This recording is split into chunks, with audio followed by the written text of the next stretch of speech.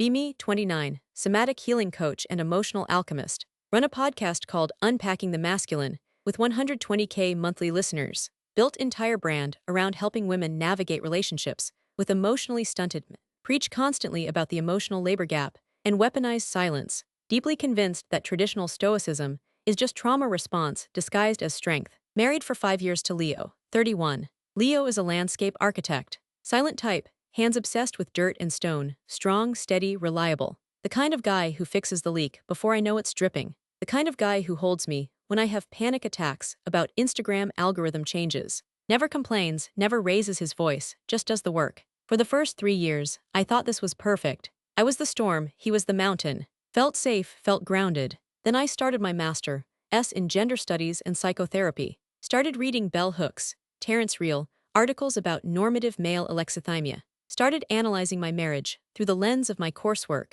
Realized Leo wasn't steady. He was repressed. He wasn't reliable. He was emotionally unavailable. His silence wasn't peace. It was a refusal to engage in the messy work of true connection. Decided I had a moral obligation to crack him open. For his sake, and for the sake of the patriarchy. Started small. Dinner table conversations. Leo talks about his day. Poured the foundation for the Miller Garden. Heavy rain delayed the shipment of limestone. Should be done by Friday. Me, okay, but how did that make you feel, the delay? Leo, annoyed I guess, but we'll make it up. Me, just annoyed. Dig deeper. Did it make you feel out of control? Did it trigger anxiety about your competence? Leo, no, just means I have to work Saturday. Me, see, you're focusing on logistics to avoid the emotional reality. You're bypassing. Leo looks confused, eats his pasta. I write in my journal that night. Subject remains resistant to interiority. Defensive deflection noted. Escalated the approach. Introduced the evening decompression protocol. Told Leo that for our marriage to be equitable, we needed to spend 30 minutes every night holding space for each other's emotional landscapes. He agreed because he loves me and wants me happy. First session. I spend 20 minutes crying about a mean comment on my TikTok. He listens, rubs my back, gets me water. My turn to hold space for him. Me, go ahead, unpack your day. Vulnerability is safe here. Leo, it was a good day. Lunch with the crew was funny. Dave dropped his sandwich in the cement mixer. Me, Leo, that's an anecdote. That's not a feeling. I need you to share your heart. Leo, I feels good, tired, happy to be home. Me, those are surface level states. You're stonewalling me. Leo, I'm really not. I'm just content. Me, contentment is often a mask for numbness. You've been conditioned to sever the connection between your head and your body. Leo sighs, rubs his eyes. Me, see, that sigh, that's the weight of the repression. Let it out. He didn't let it out. He just went to bed early. I recorded a solo podcast episode the next day titled, Sleeping with a Stranger, When Your Partner Refuses to Feel. It went viral. Comments validated me.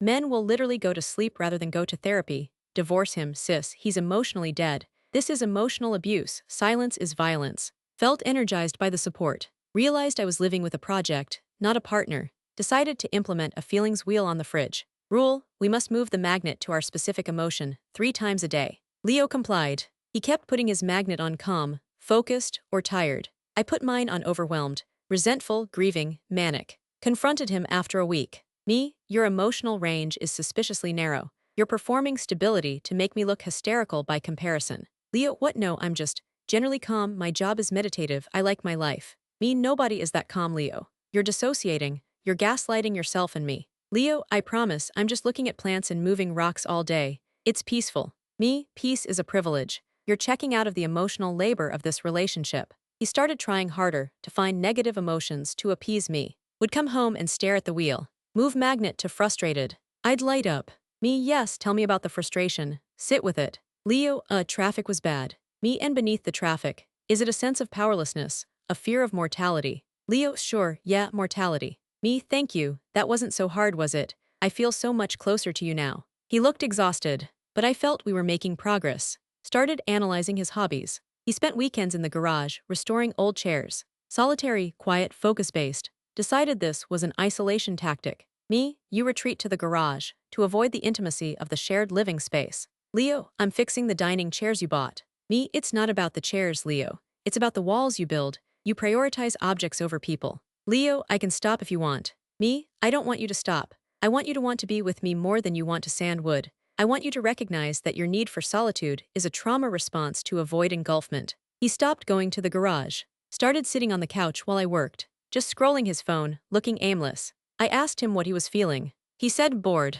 I said boredom is just repressed anger. He said okay, then I'm angry. I said at who? At your mother, at society. He said at myself for not knowing what answer you want. I told him that was defensive projection. But I felt a thrill. He was finally expressing conflict. Decided we needed professional intervention. Not for us, for him. Signed him up for a men's ancestral healing retreat weekend. Cost $2,000. Drum circles, primal screaming, confronting the father wound. Leo begged not to go. Leo, I don't have a father wound. My dad is great, we fish together. Me, that's exactly what a man with a father wound would say. You've normalized the distance. You need to weep for the boy you weren't allowed to be. Leo, I was a happy kid. I played baseball. Me, you're fighting for your limitations. Just go, for me. If you love me, you'll do the work. He went. Came back 3 days later looking shell-shocked. I sat him down, immediately with a voice recorder. Me, tell me everything. Did you cry? Did you scream? Leo, it was intense. A lot of guys yelling at trees. Me, and you, did you release the demon?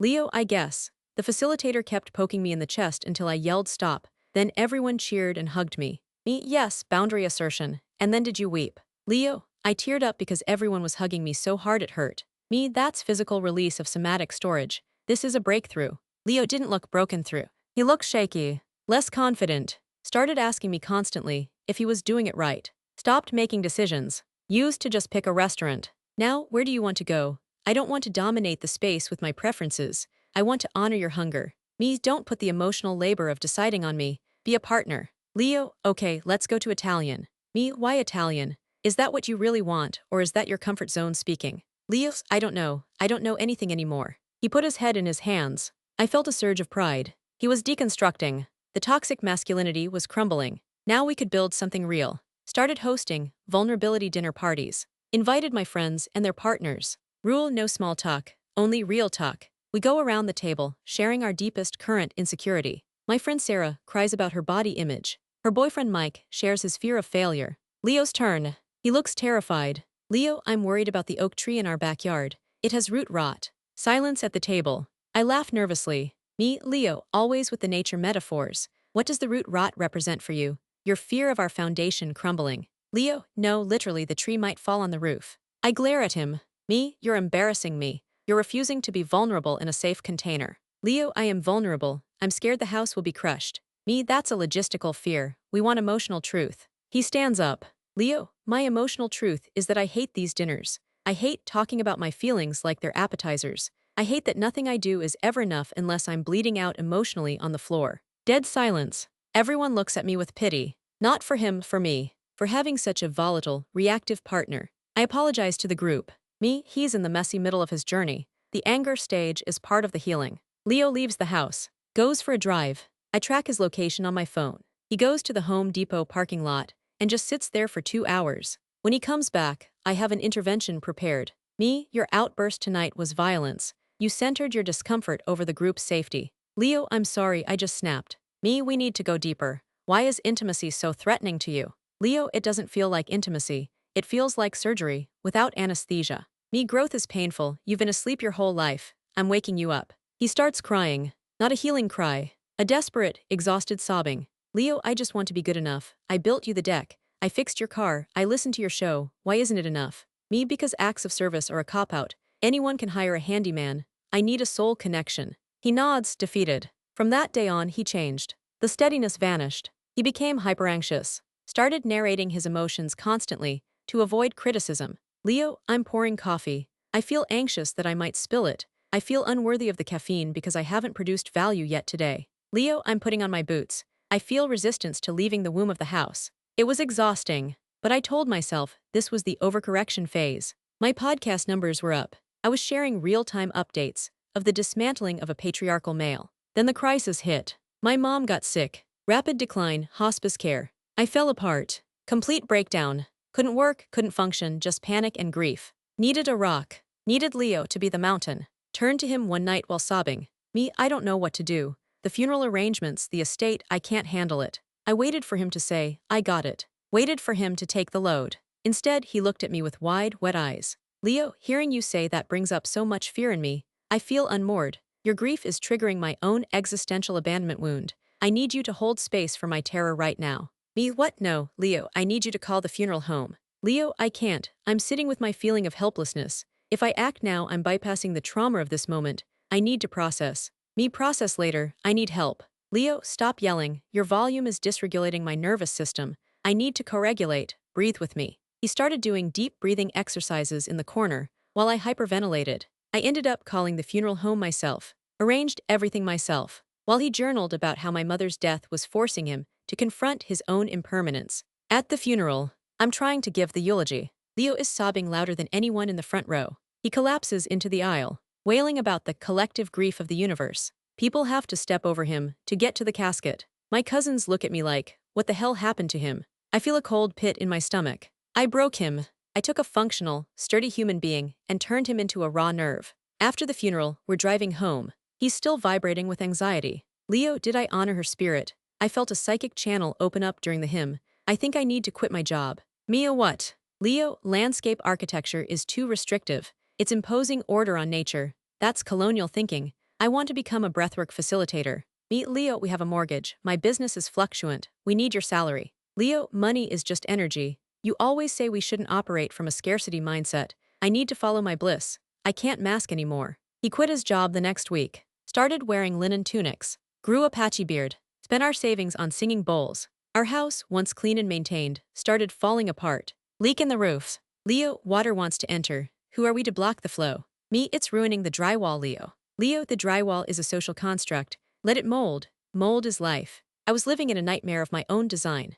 I begged him to go back to normal. Me, Leo, please, can you just fix the sink? Can you just be quiet for a while? Leo, wow, you're asking me to repress. You're asking me to shrink. I thought you wanted a conscious partner. Me, I wanted a partner, not a puddle. Leo, this is violence. You loved the idea of my liberation, but you hate the reality of it. You just wanted a pet who learned new tricks. He was right, and that made me hate him. And myself. The divorce was messy. Not legally, but emotionally. He wanted to consciously uncouple. Wanted to have weekly closure ceremonies, where we burned photos of us. Wanted to write a joint manifesto about our love transforming into friendship. I just wanted him out. I hired a lawyer. Shark type, aggressive, no nonsense. Leo cried during mediation, because the lawyer had aggressive energy. Finally got him to sign the papers. He moved into a yurt community upstate. I was left alone in the house with the leaky roof. Hired a contractor to fix it. Guy named Mike. Showed up on time. Big hands, dirty boots, barely spoke. Looked at the leak, nodded.